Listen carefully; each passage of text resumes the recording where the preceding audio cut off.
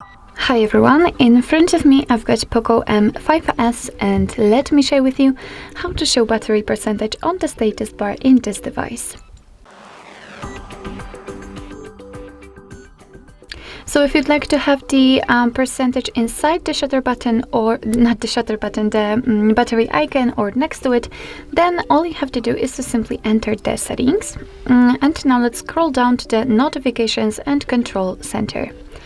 Now let's scroll down again to find the status bar, and as you can see right here we've got the battery indicator option, so let's tap on it, and here we've got three different options.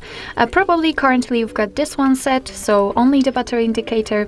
You can have the percentage inside the battery icon just like I have, or outside the battery icon next to it. So simply tap on the option you'd like to use, and as you can see it will be immediately applied. So from now on you will be able to check the exact percentage of the usage of the battery.